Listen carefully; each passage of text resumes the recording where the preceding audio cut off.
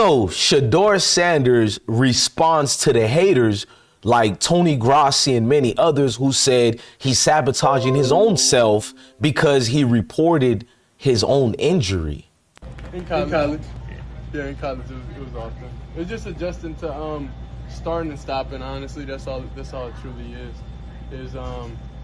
Sometimes you're going hot, then you'll wait for a second, then you'll get cold, then get back hot, then get cold, and my arm and body wasn't used to that, so it's just an adjustment like within the body, within my arm. So you think you're back to 100% today? Yeah. Experience. In college. Yeah, in college it was awesome. It's just adjusting to starting and stopping. Honestly, that's all it truly is. Sometimes you're going hot, then you'll.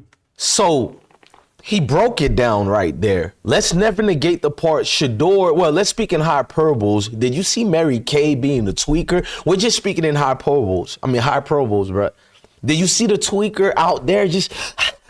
She's thirsty as hell for more salacious stories. I bet you she spins this. Let's look at Mary Kay again. Look at her.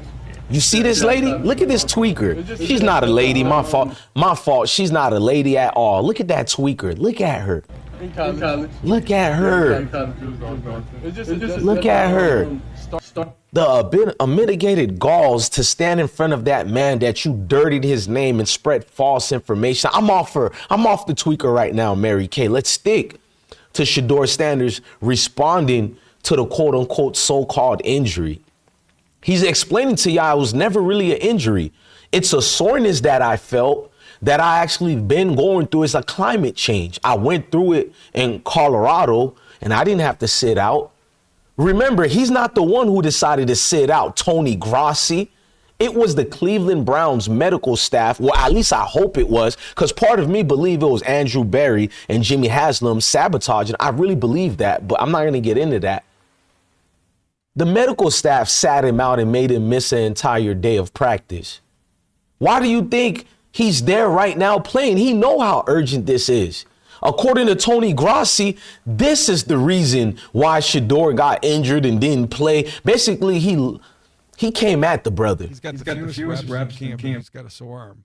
Why? Well, people say he throws a lot before practice and after practice. Well, how counterproductive is that? I'm sure there's a method to the madness. What is it? He's trying to get his arm right, Tone. I'm sure he's probably practiced more now than he has at any point in his collegiate obviously career. It was counterproductive because he's got a sore arm. Okay, so you're using that as a negative against the kid? I don't understand. Jesus, God, would you give him a chance? Well, my God, because his thing. arm's sore?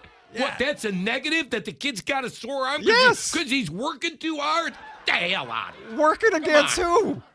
Get out of here. You got an agenda with that. You're going to, you know what, Tone? That's going to bite you in the ass.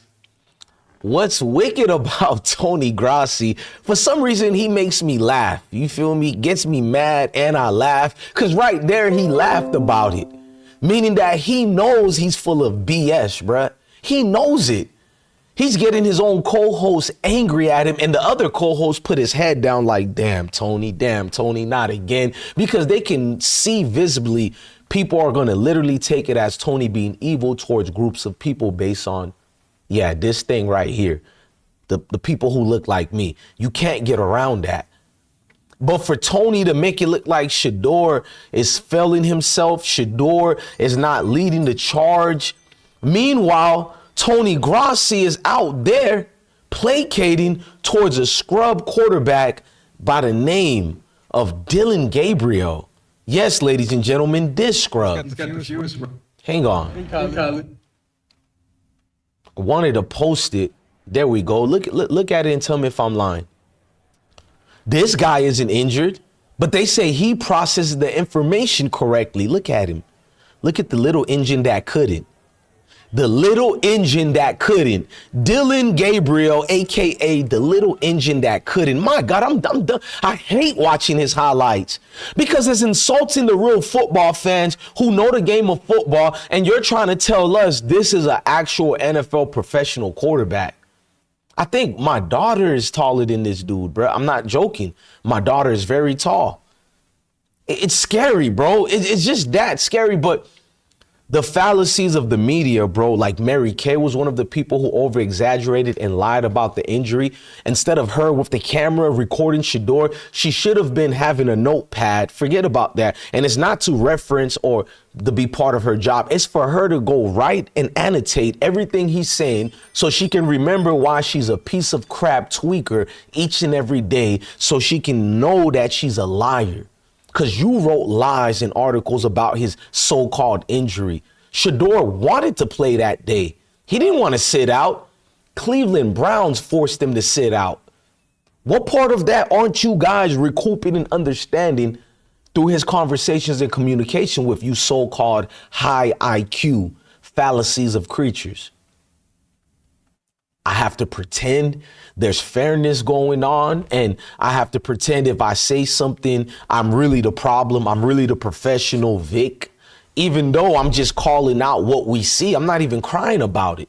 But they move the goalpost so much, a demon doesn't know when it's wicked. It doesn't. Tony Grossi is out here being weird. You know who's the weird one of all? I did a separate video on Dylan Gabriel just now about this conversation in a press conference right here where they still keep claiming that he processes the information. He's got the fewest reps. Hang on. Great question, because you always want results, but I think more than anything, it's consistent results. So if you don't have a process you can truly hang your hat on, then you're leaving it up to chance, or maybe it's more inconsistent rather than having a strong process. And of course, you know how the game of football goes. There's a lot of positives. There may be some negatives, but there's also something to priding yourself on your process and how you work and how you approach it. And for me, I think you build up that process and you want to see results, and it will come. And I'll tell you what process the Cleveland Browns do build up. You, Duck. They build up Dylan Gabriel as if they believe in him. But in the same breath, the owner keeps referencing how he's very cordial and good friends with the Manning family. Then he echoes the sentiment of all the people who feels the same way, as far as they feel the Cleveland Browns should draft Arch Manning next. Even though Arch Manning didn't really prove much yet. Do I like Arch Manning? Yes. Do I think he was highly overrated coming out of high school? Yes. But I seem to kind of like him now. I never hated the kid. I just thought his game was just overhyped. But seeing him last year during certain pressure dodge situations, I like Arch Manning, but I haven't seen generational talent yet. I think the little cousin, Peyton Manning's son, Marshall, I seen more skill set in the footwork than Arch Manning. If you want to be for real, I think Peyton Manning's son is going to be a problem. I seen him throwing to Jamar Chase, and I'm like, sheesh. And forget about the arm. A lot of guys got good arms at the young level and elder level. I looked at the footwork. He got it. So this whole thing with Jimmy Haslam overhyping the Manning family should be insulting to every quarterback there. If your name isn't Joe Flacco, because we know Joe Flacco about to retire, but Kenny Pickett should feel insulted by that owner. Dylan Gabriel should feel insulted, and Shedeur Sanders. So don't force me to believe into the fact that Shedeur had an injury and that now that's going to be used as the reason why that young man didn't get a favorable chance or whatever. Oh, it's Shedeur's own fault. He shot himself in the foot. That's what Mary Kay and guys like Tony Grossi are basically trying to say here. But us right here, we know better. And we know the charade and the facade that you guys placate out here. And we know what segment and what community that's best for your stability at your job, and what's best for your interest or their interest. It's a group of people who hate us. That's who you placate towards, and that's who you pander towards, because it's good business for a guy that looks like me to call out people who look like me. And it's good business for guys who look like Jimmy Haslam and women who look like Jimmy Haslam to just spread false information and propaganda all day long against people who look like me. It's been going on and on for generations upon generations. I think you guys understand what I'm trying to say here. All my videos don't bend the knee and I don't fold. I don't walk through a Nori door, and it upsets even other melanated people who looks like me. Yes, there are content creators right now going, I can't stand DJ Bless One because I never had to do what they have to do to get the views they get. We still good over here. And they don't like us. A lot of people done shunned us, even on this platform itself. Years ago, even before I talked about priming them, because I always day one speak about the love of people who look like me. Unconditionally, I'm unapologetically melanated. Are you? Ladies and gentlemen, I'm DJ Bless One, the best one. Love your family, love your kids, and stay blessed. And there's a difference between me and your favorite YouTubers. Your favorite YouTubers do this for monetization interests. Some of them never even spoke upon Coach priming them until of recent, right? Me, I was day one doing it. You can't lie. Even prior to Coach Prime becoming a coach, even when he was with Overtime Elite, he was getting the same hatred while he was coaching at private school. But the hatred increased when he dared to defy the place of a boy. You know what they call us. You know, I got an uppity knee grumps. Man, I'm out of here, man. Loving each and every single one of y'all. Deuce and peace, man.